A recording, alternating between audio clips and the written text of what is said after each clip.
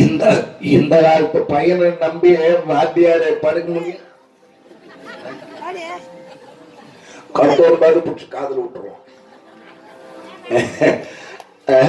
அசையாமல் உகர்ந்துகிறார் கர்ண குருநாதர் கர்ணனுடைய மடியில தலை வைத்து படுத்துன்னு இருக்கிறார் பரசுராமன். ஒரு பெரிய கருவண்டு அடியில உட்கார்ந்து அப்படியே தொலைக்குது. கொஞ்சம் அசைந்தாலும் குருநாதருடைய தூக்கங்கிடும். இறுக்கத்திலேயே பெரிய தவறு எது தெரியுமா? நித்திரபங்கம் பண்ண கூடாதான். நித்திரபங்கம் தூங்கில இருக்கிறவங்கள எழுப்பு கூடாது.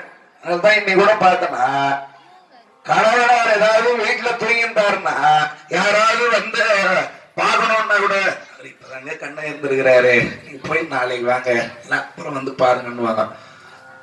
அப்படியே வீட்டுக்கார எழுப்புறதா கூட மெல்லமா தான் எழுப்புவாங்க. ஏங்க ஏங்க ஏங்க ஏங்க என்னமோ ஏதோ தெரியல லபோதிபம் கத்துறாங்களேன்னு சொல்லிட்டு ஏந்து என்ன ஒண்ணு இல்ல தூங்குறீங்களான்னு பார்த்தேன். தூக்கம் வரும். மித்திரை பண்டம் பண்ணக்கூடாது, அது மிகப்பெரிய பாவம். கொஞ்சம் அசைந்தாலும் குருநாதருடைய தூக்கம் கிடமைன்னு அமைதியா உட்கார்ந்து இருக்கிறான். அடியில உட்கார்ந்த வண்டு தொலைத்துட்டு மேல போயிடுச்சான்.